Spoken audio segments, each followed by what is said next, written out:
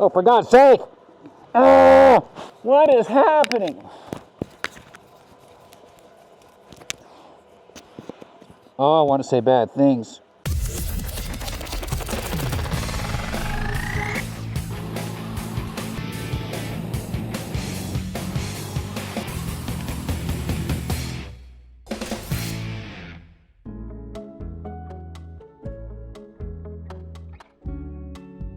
Hey, welcome back to the channel.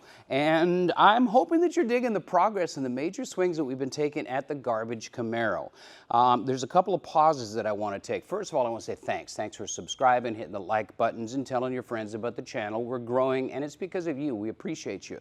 The other thing is about the name, Garbage Camaro. This is now and forever will be known to me, and in my mind, the Garbage Camaro, with the huge smile on my face, because this car was forgotten. It was discarded, and it was abandoned and left for dead, and not from Derek. Derek rescued this car. He did the opposite of abandoned it. He pulled it out of a barn that it had been sitting at for 25 plus years. This is the car, I've dreamt about this car.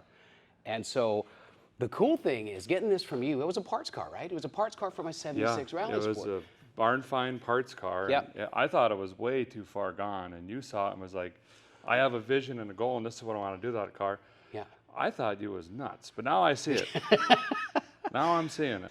And I ended up with it in my hands and saw the value in it. So the irony of me calling it Garbage Camaro, even after all the stuff we've done to it and the eventual end that this car is going to see, is ironic. So get used to it. It's the Garbage Camaro, and it's my Garbage Camaro, and I'm really, really proud of it. So thanks for watching. That said, this is not the Camaro channel. This is the Paintucation channel. And this is something that I've wanted to say for a while. When we're done with this Camaro, we're moving on to other things. And while we're doing this Camaro, we're going to be doing other things. So I appreciate that you guys are here for this car and for this build. But this is not a Camaro channel, and I hope that you stick around when we do other stuff, because we're going to do some cool stuff. In the meantime, with all the other stuff I've got going on, this is my touchstone, and it's a way for me to come back and do a cool project. So, what is this channel about? It's not about Camaros, it's about problem solving. There happens to be a lot of problems on this car. One of them that we're going to address today is this problem here. These are, obviously, they're inner fenders, and they're for a second gen Camaro. It just doesn't happen to be this one. So they're exactly the same. They're from a 1976. Rodney didn't want them for the abandoned Camaro that I rehomed at his place.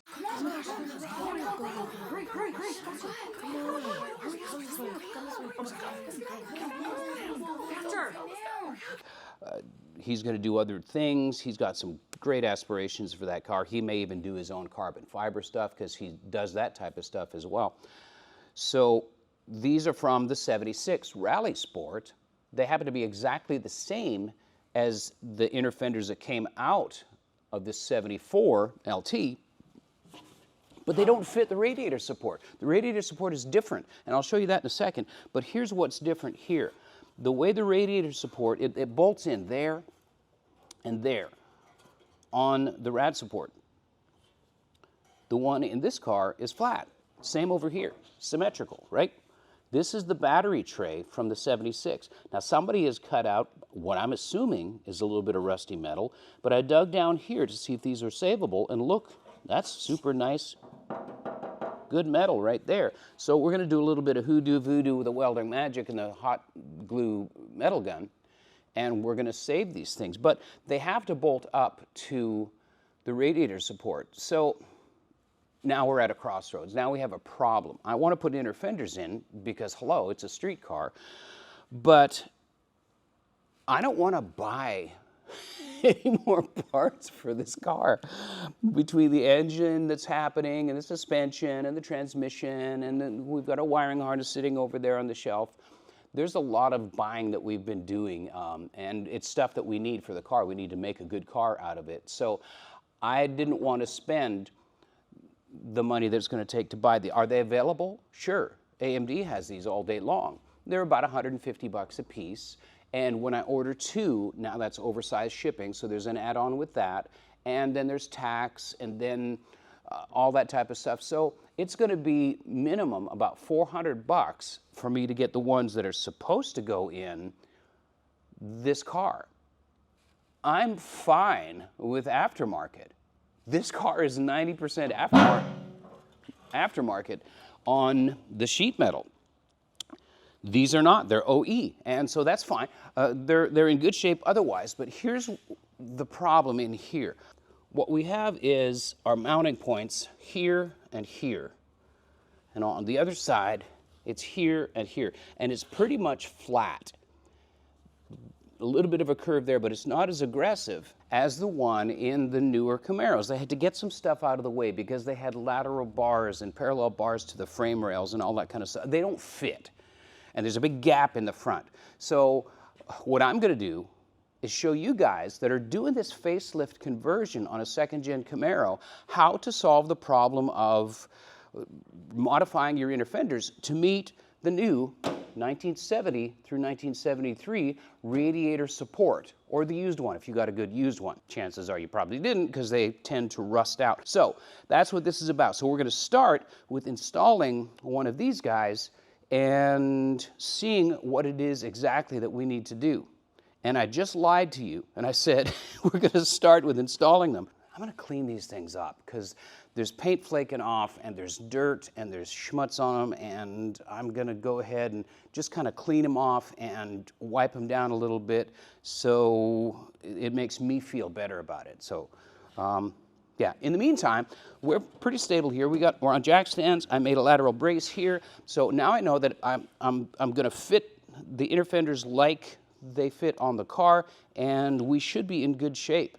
And by the way, I hope you're digging the front end with the RS nose on the assembly here. And if you haven't seen it already, I'll put a link in the description to the AMD Garage step-by-step installation that we did for them. Anyway, I got to get some gloves and glasses on, and we're going to go clean some stuff up.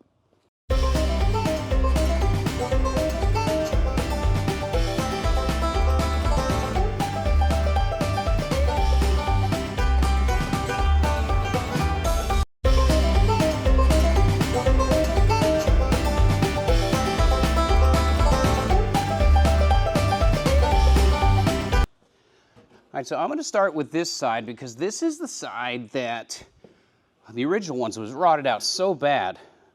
I kind of ground away the paint here. This is good metal. It's good enough to work with. This is the battery tray. And surprisingly enough, this one from the 76 Rally Sport is in good enough shape to use. So we're just going to, again, like I said, use the hot metal glue gun, make a patch, and solve the problem of it, how it meets the front. But the first thing I have to do is to undo these bolts right here. These fasteners here, actually the inner fender sits and gets pinched by those guys. So we got to pull them out.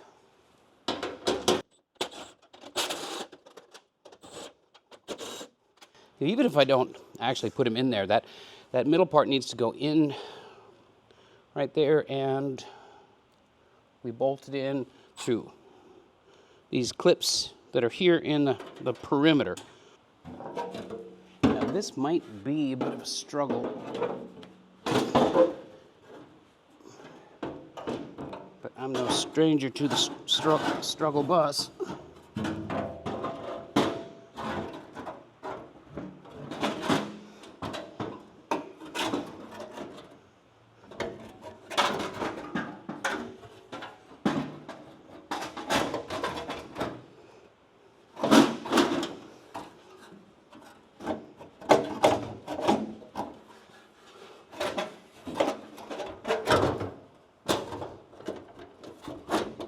There's that. I am going to put some fasteners in. One comes from the bottom and meets that capture nut there. I want to assemble this as fully as I can without fully assembling it. Get my friend the drift.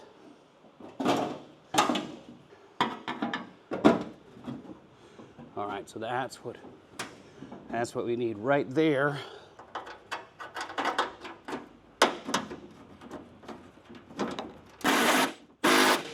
Ish.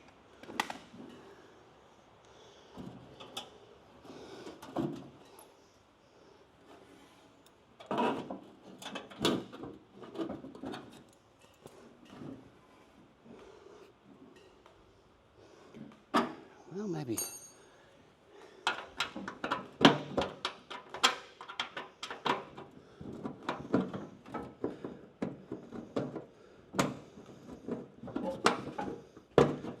Come on, bolt.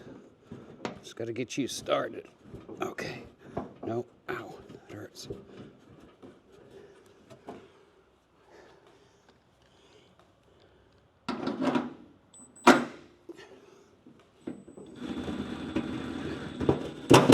Look at you right there.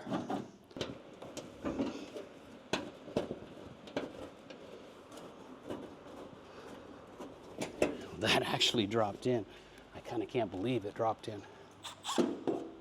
But it didn't quite drop in. Okay, there we go. All right. So, in theory, that's where that sits. Fastener, fastener.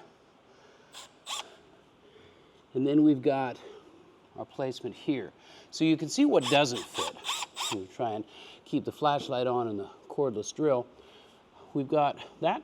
You can't see it, but I can. That bolt hole lines up there. So that guy goes in. I'm going to get a marker because we got some trimming to do. It's a well-known and indisputable fact that two objects cannot occupy the same space at the same time. So we're going to trim this back. And we might actually even trim that radiator support mount back. That'll just look nice and neat right there. Custom work there. And this right here, that doesn't match. We need to, I think I just need to do a relief cut there. And then tap that flat. And I think that will solve the problem of that side, other than our, let's see. Okay, so even there, that fastener lines up as well. I wasn't thinking that they were going to. So just to make me feel better, I'm going to put two bolts in there.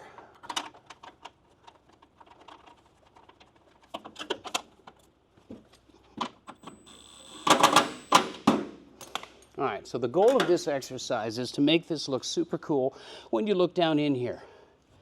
Guys are going to smoke this over, and that gap looks like poop. So we're actually going to trim back to there. And I'm just, like I said, I'm going to do a relief cut and draw that in and flatten it out. And that way it should come close to meeting up with that firewall. I'm sorry, with the radiator support. I may have to modify that. I don't know, because I don't like that gap. I don't want that gap. All right, I just rethought this.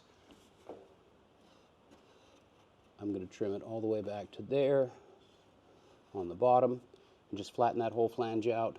And then I'll just do a filler piece there. I got to do a filler piece here anyways. All right, so that solves the issue of that. Everything else is going to fly.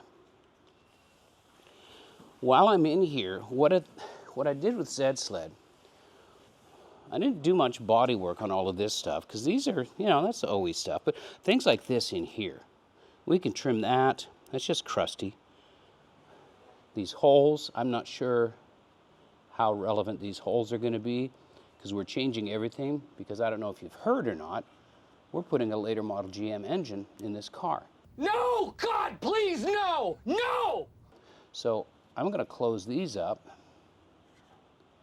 with the help of my friend Hot Metal Glue Gun. Just make that look a little nicer, not even custom, but just a little bit nicer. Okay, okay, all right. So now I'm going to pull it all apart again and start trimming. And by the way, these fasteners, I stuck them in my Evaporust tank, and I frankly forgot about them for about 2 weeks, and they look brand spanking new, man. I'm pretty stoked about that. Which saves me another 40 bucks having to buy a box of original looking fasteners. So FYI, Evaporust is kind of a gift that keeps on giving. And gravity will help us remove that.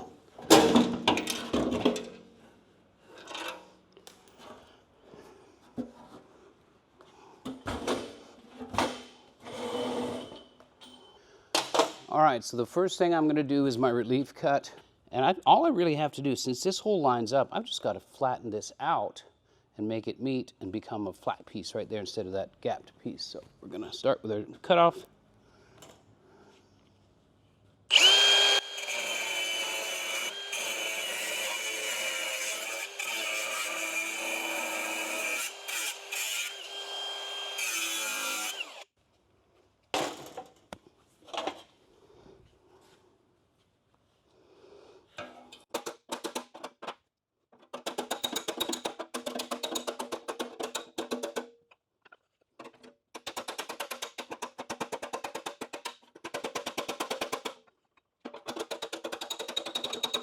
Except for right there. Now it's a pretty flat 90-degree flange, and it lines up with that, so it's going to sit the right way. Do we have a gap? Yes, we have a gap. So I'm going to have to put a sliver of metal in there, which is no big deal because we've got a trusty MIG welder in the corner. The other elephant in the room is this guy right here, so I'm going to make a patch for that also. So I've got my template paper. I'm just going to come to the back side of that. And this is one of the reasons that I'm grateful to Lee Fuller for sending me these markers, because this is going to give me a much more precise location for my cuts. And it doesn't have to be super exact. We can trim it and sneak up on it, but I want it to be at least a representation of the whole. Yes, I said whole. All right, so there we go. Now what we'll do is cut this out, transfer it, cut it, and burn it in. So this right here, I'm just going to use a piece of flat stock from the bottom and clean up those edges a little bit. But I'm just going to use a sliver flat stock from the bottom, and I'll just scab it in. As far as my flange right here, yeah, my white line is good enough to see, and we'll just whittle it away, right?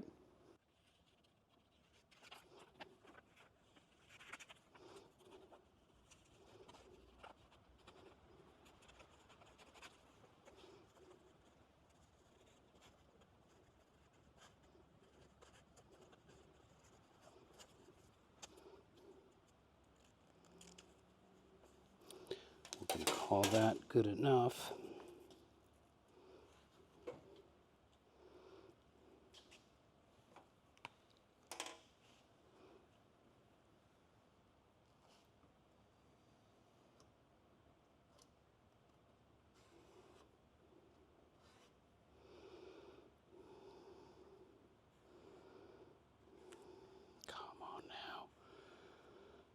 My template paper's too thin, honestly, but it's what I got.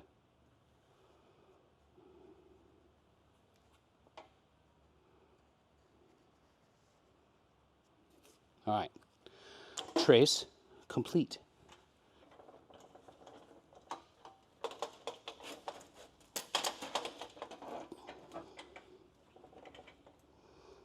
All right, we're gonna put our ear protection back on.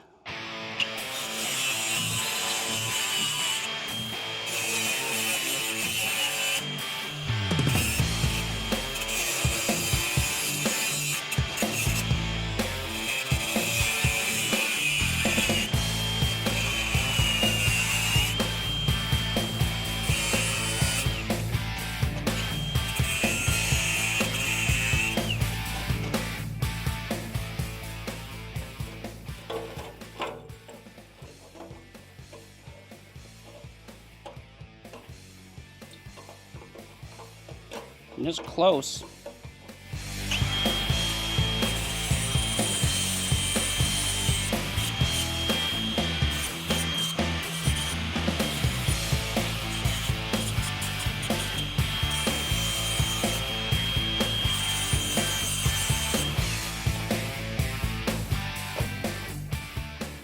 Well, you can't get a better fit than that. I'm sorry, bragging on myself, but that fits.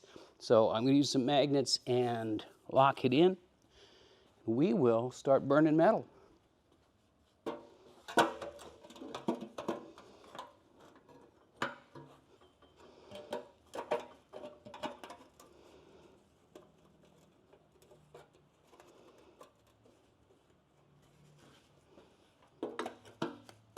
All right, that makes me feel better.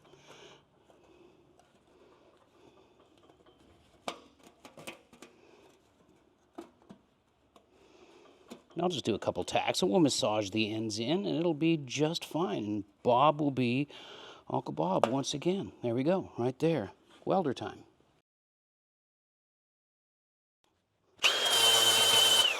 That's something I forget to do often, is make sure that I've got a really, really good ground. You can't get a better ground than bare steel. So there we go. All right. Oh, okay. Two things. Chris Lee has been here, and he's got an enormous skull. He's got a massive dome, and welding helmet needs to be readjusted. The other thing is this. I typically use a screen on the inside that's a 1.75. I need reading glasses anyways, but he took my screen out because he wears his actual glasses behind the helmet, and that's fine, but yeah, so give me a sec. I gotta find the screen. Dang, Chris. And you know, I'm thinking, Chris is friends with Ron Ryan. Ron Ryan was over here. Him and Chris talk. So I think Ron Ryan probably prompted Chris to not readjust my helmet back and to leave this out. So, thanks, Ron. Hashtag blame Ron. But these lenses are pretty cool.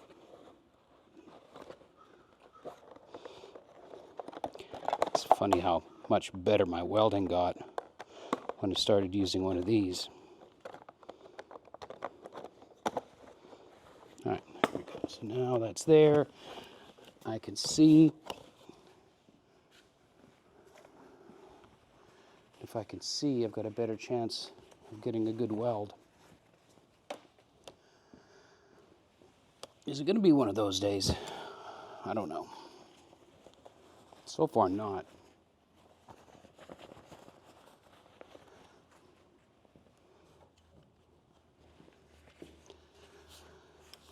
I look forward to the day to where I can use this Eastwood multi-process welder for more than just MIG welding, but so far this thing has been absolutely crackerjack for doing MIG stuff.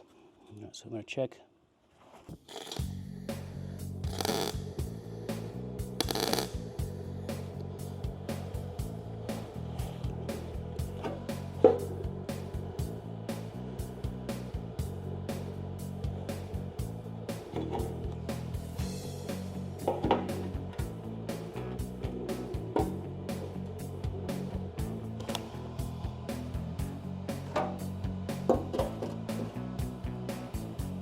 I want a nice flush fit, especially right in here, because I don't want to have to use filler. So,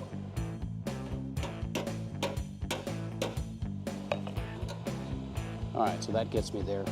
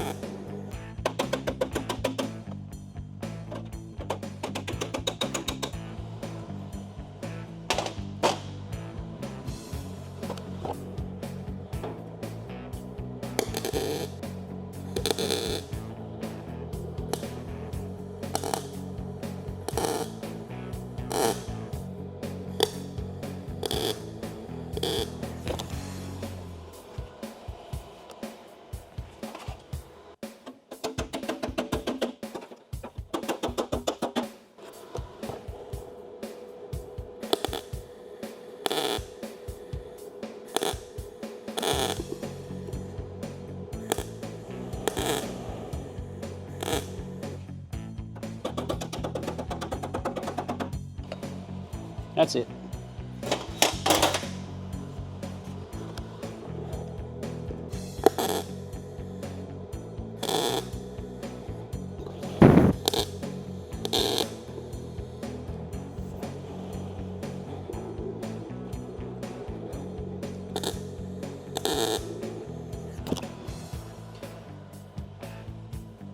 All right, so from there we go to the mythical land of 1,000 tack welds and fill in the perimeter of that patch. And just so you know, I'm actually attaching the weld to my weld pool and dragging it off into the new metal. That's how I was taught to fill a gap, and there is a gap. There's a gap by design. So you weld to your pool or to your actual tack and draw in, and then it fills it up, and then you just progress. And we are going to be jumping around, even though we're not going to warp this stuff. And then we'll address this little gap right here. So, in technical speak, time for a lockdown and time lapse.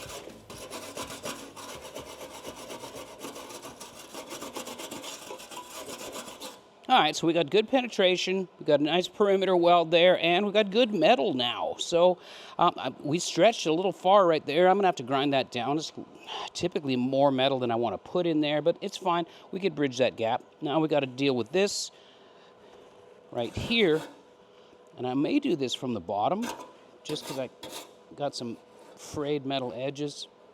Before I do that, since this is right here and I've got my flap wheel out, I'm gonna trim this edge down.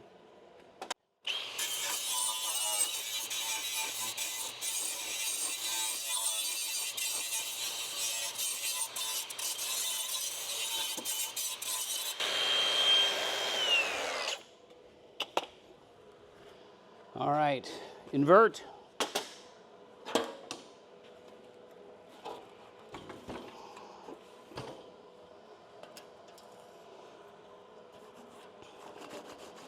Well, that explains why it was a bit of a nasty weld, because we're into that undercoating right there.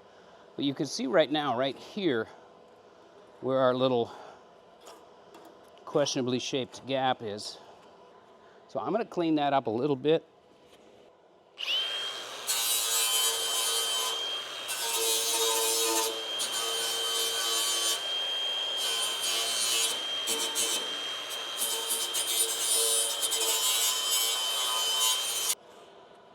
I'm just going to get a flat piece and just burn it in. Doesn't even have to be a perfectly trimmed place. I just need something about 3/8 of an inch wide. All right, so trimmers.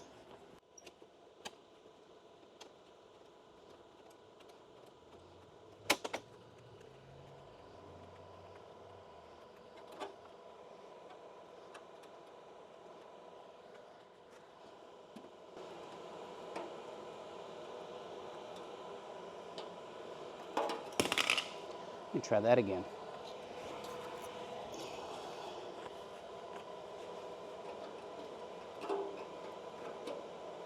That's better. All right. Regulators, mount up. Sorry. Oh, and where is my bare metal now? There it is.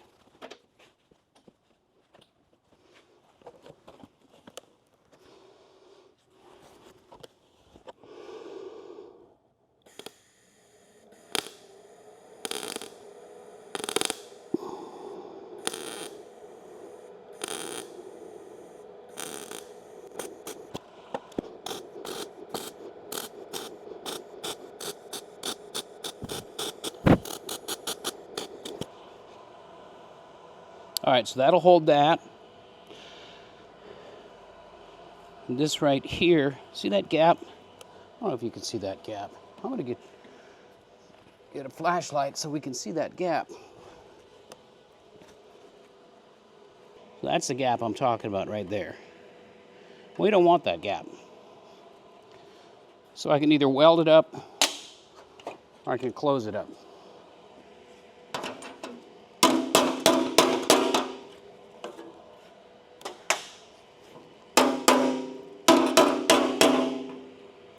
I choose to close it up. That way I'm not asking a whole lot of that welding wire. So I'll zap that in a little bit more and we'll address the top, because that looks terrible, but I do have a plan.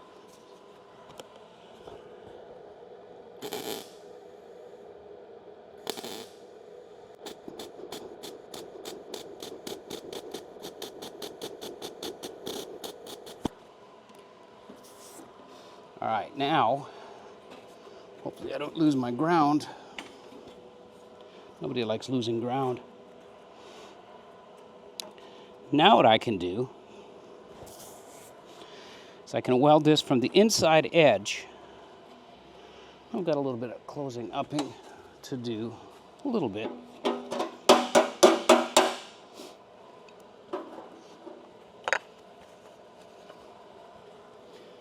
Just kind of straighten that out.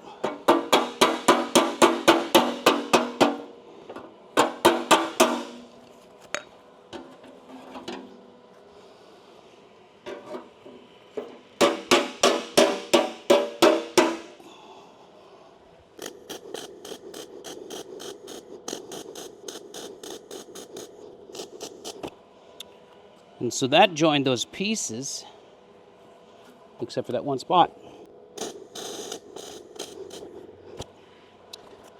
And now I can take care of that extra edge right there with a grinder.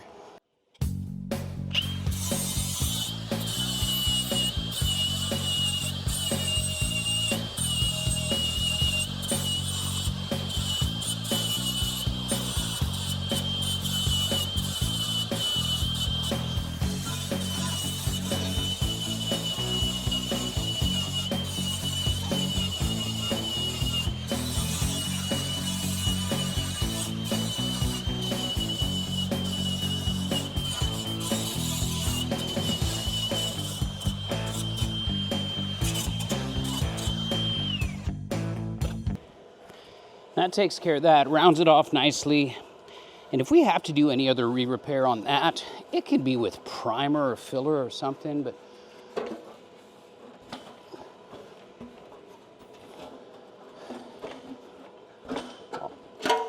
all I'm gonna do now, since I'm done welding, is I'm gonna obviously grind these welds flush, get the angle of my wheel in there and grind that, smooth it out just a little bit, and that should conclude the modification portion of this program.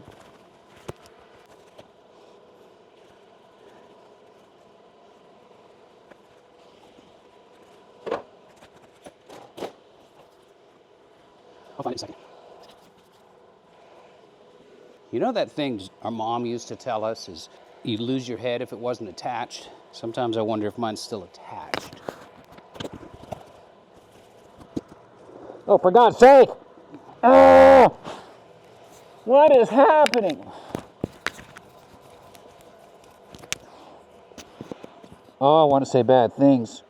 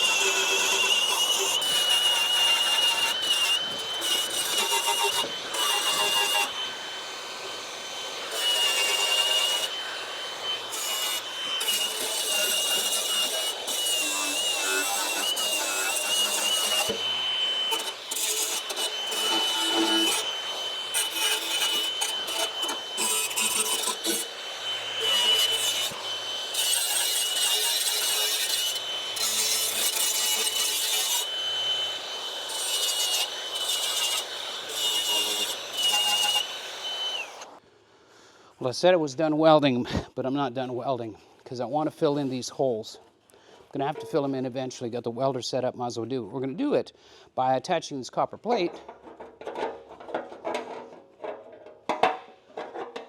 or forcing this copper plate, which is magnetic, onto the backside. And the copper, you can see there's welding scars on it. It won't accept, because it's copper, because it's a dissimilar metal, it won't accept the weld material. So you push this flush against your hole, yeah, I said hole again, and then you can fill in those holes like that without having to cut a disc and all that stuff. So we're going to do that real quick. So I think that's another opportunity for a time-lapse lockdown moment.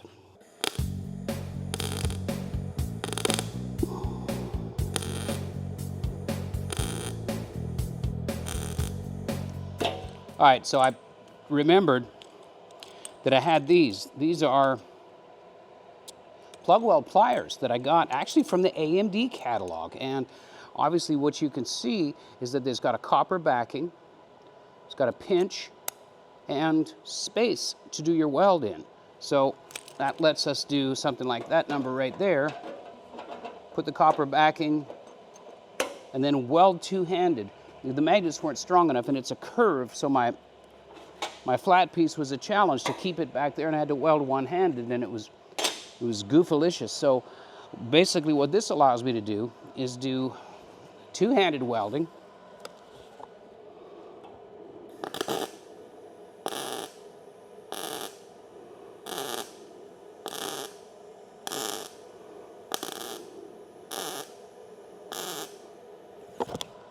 And focus the welds where I want to put them.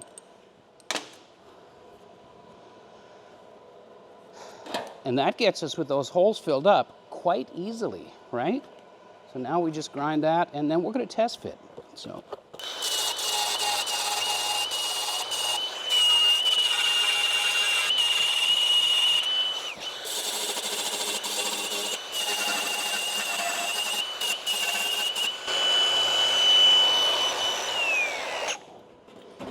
Let's see if it fits.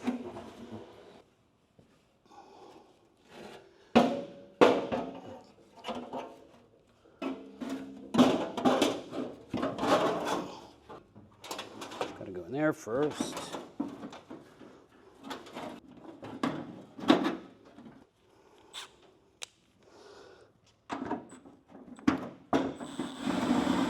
But that guy did. All right, so we're going to assume, as you mean, that the rest of that can follow suit. There's that one. That one should go straight in. So those fasteners, we can go all day long to the hardware store and get grade 8 fasteners, but these that have the conical end, that the thread that starts at the tip, that's what the factory used. And they're a lot more forgiving trying to thread in, which is why I cleaned those up. So there we have clearance here, even though I'm gonna dial that in a little bit more because it looks jankified. And I can see this one here, it just needs a bolt shoved up in it. I already know that these guys here line up. And right there, I'm going to say that's an acceptable fit. We go down in amongst the English down in here. We got room for a battery tray, which may still go in this location in this car. But right there, that works for me. I fixed that.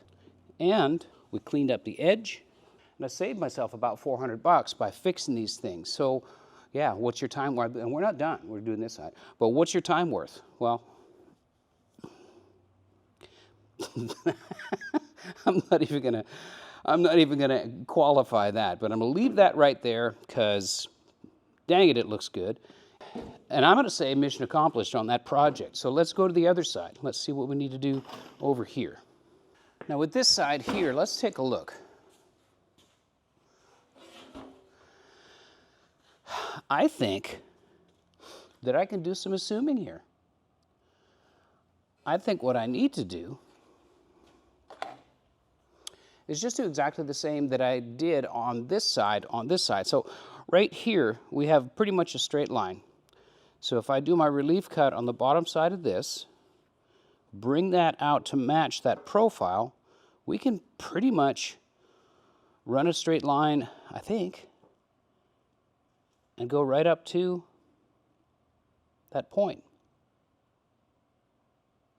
I'm changing my mind. I'm not going to assume. I'm going to test fit just to see, because it seems like this was farther away, and I just want to verify. Before I start doing a bunch of work and welding and stuff, I'm going to set this thing in there and just make sure that I'm not talking out of my backside.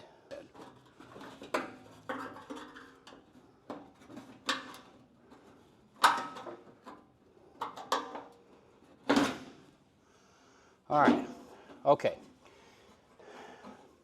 You know, the truth is I could get a long bolt and run it in and it would be fine, I suppose, but I don't like that. It just doesn't look right. So I'm gonna straighten it out and make it look nice.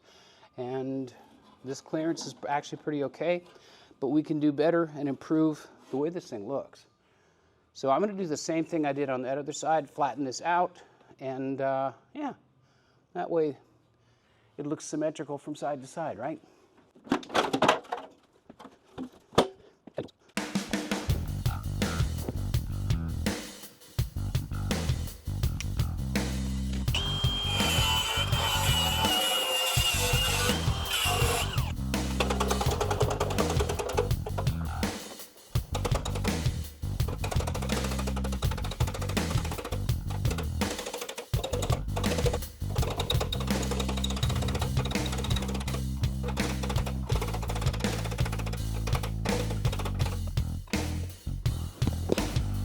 All right, so that took way longer than it should have, but the truth is there's a little too much metal here, and I just wanted to make it cooperate a little bit more, which I'm fine with that. Now it's a fairly straight line, and once we firm it up by adding metal in the bottom, we can adjust it thusly, making a nice flange on the front. But before I flip this over, I'm gonna get my super grinder out,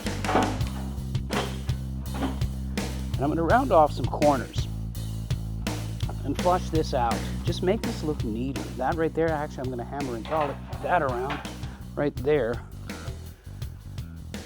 The rest of this wrinkly pantyhose stuff in here, yeah, I don't know what we're gonna do with it, but I am gonna straighten that out right now.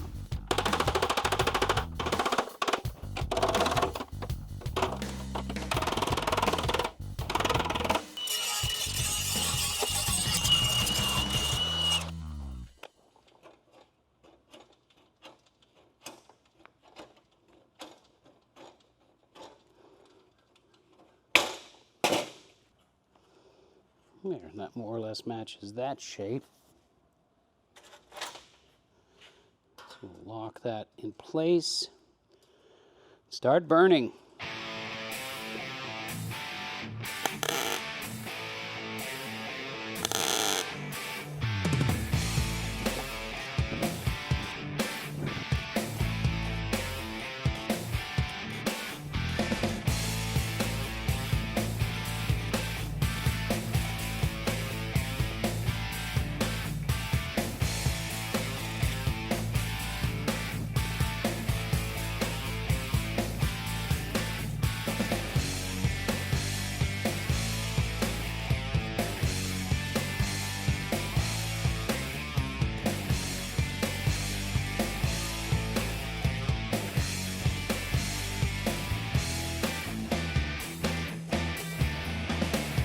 Couple pinholes right in there.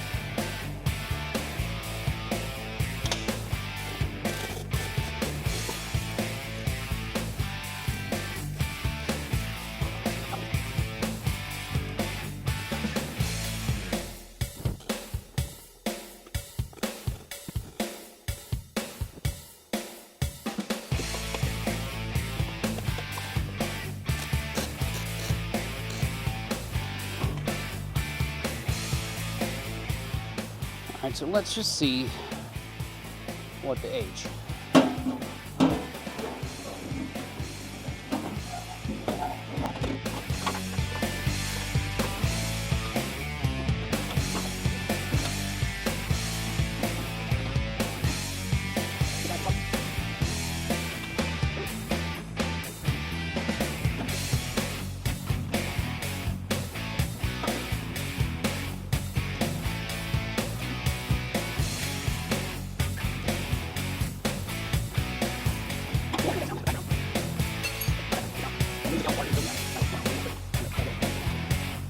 Those are threading in super easy. That's just by hand right there. So now let's go to a special place.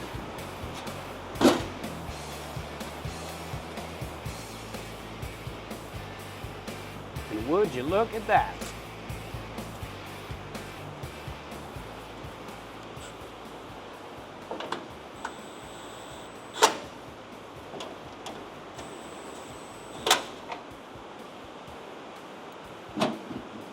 Just want to clamp that in place.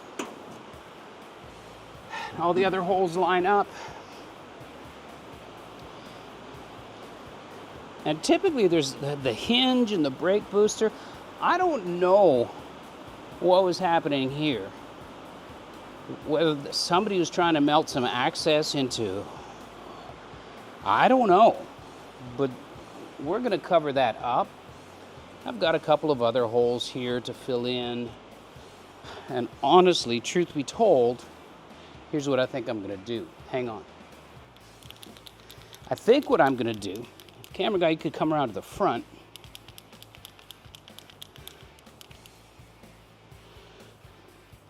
Because I like flow. I like flow.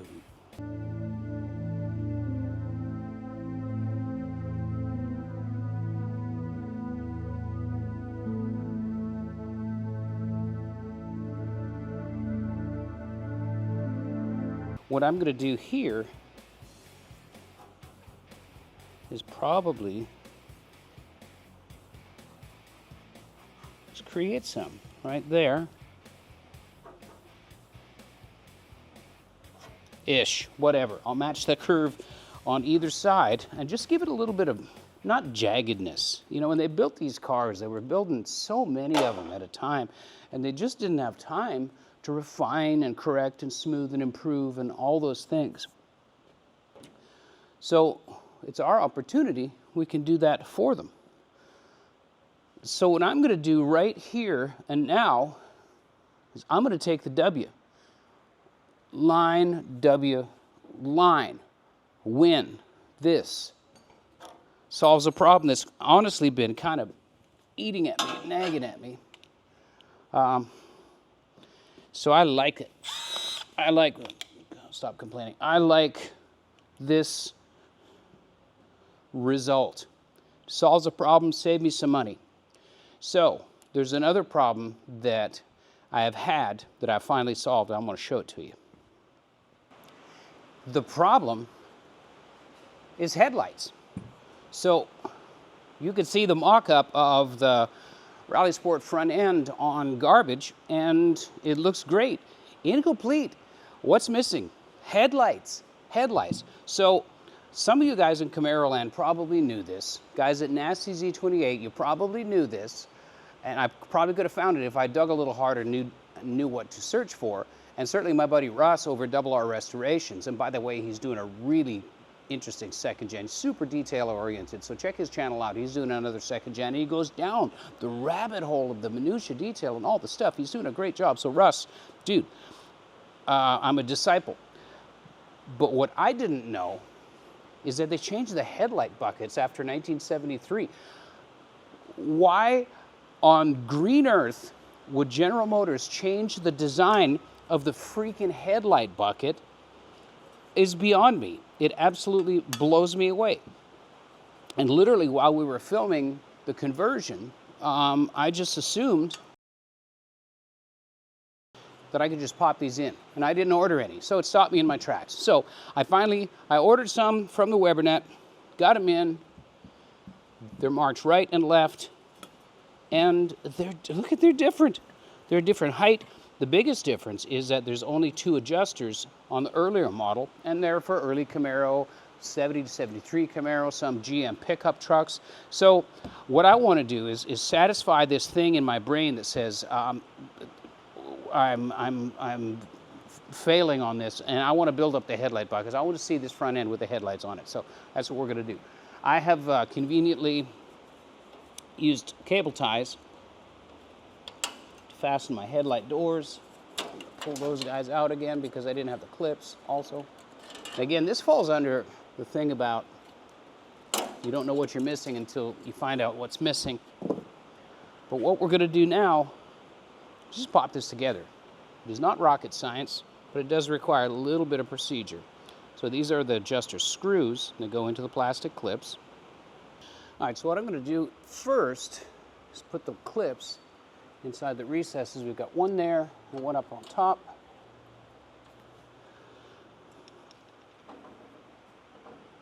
Just going to kind of give them a little love tap. All right, so that's in. One up top. And I don't think the orientation matters.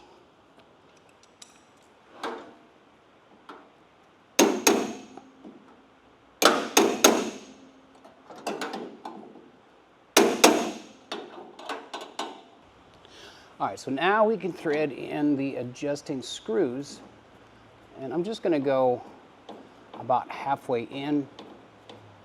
We'll set the bucket in there and then kind of ballpark it.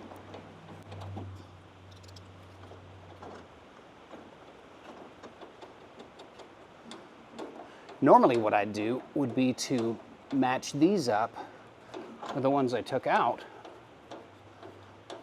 But that's a nice theory.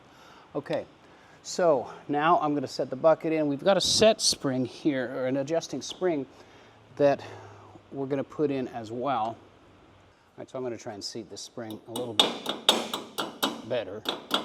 Maybe that. We'll hold it in. Yeah, I feel better about that, don't you? All righty. All right, so that's seated, and this one is seated. Now, part 2. No, not quite.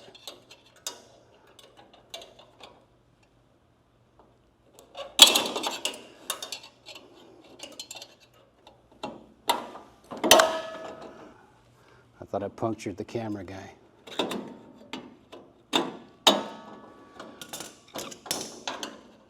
All right, so that's over in the hole. All right, so now the bucket is seated. So now let's plug in our light.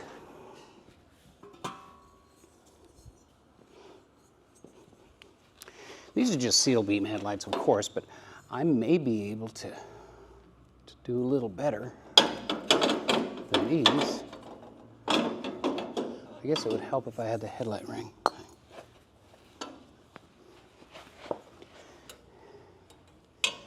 Match up our screw holes, so that goes right about there, sir.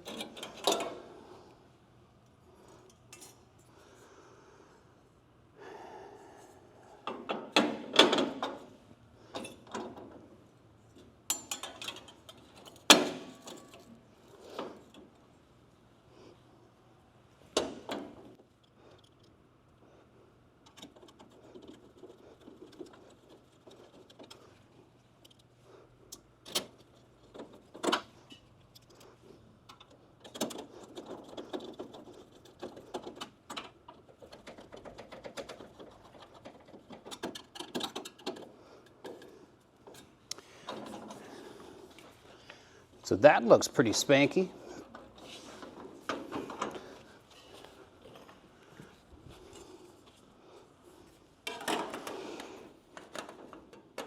Headlight ring goes in there, and gravity's going to hold it in place. All right, there's one side. So the last piece of the puzzle that wrinkled my brow is now solved. The inner fenders. And that completes the sheet metal portion of this of this vehicle, which is amazing. It's really cool. And when my learning curve solved the problem of headlight buckets, so we got a kit and there it is. So now we can start the process of refinement. It's going to go in stages. And one of the things that, I don't know exactly when it's going to happen, but this nose, this urethane nose, is kind of problematic. If you've ever seen one of these cars that is unrestored from the factory or a completely original car, they don't fit very well. Spoiler alert, this was a kind of a new thing for General Motors. They called it Endura. It's a urethane bumper. It's impact resistant, and it wasn't just these cars. It was GTOs, it was Trans Ams, there was different Pontiacs that had these Endura noses, and I've got a recipe for how to bodywork this to where you can trust what's there, thanks to new technology and a company called Polyvan. So we'll get to that later. I'm super excited about that and about passing that on to you as well. And, you know, there's stuff in boxes all over the place, drivetrain, things like that. So we're going to wrap this up, and I want to say thanks for watching. Thanks for subscribing, hitting the like button, and apparently there's a hype thing that I can't figure out on YouTube right now. Hype us. Hype us. I'm going to hype my buddy Chris. And just want to say thanks, and all the stuff is in the description, including links to Garbage Camaro, not so garbage anymore, t-shirts that are still available, Paintucation classes and things like that. So keep on watching. We're going to bring you some really good stuff, and I'm excited about it. And I'm going to leave you with this view.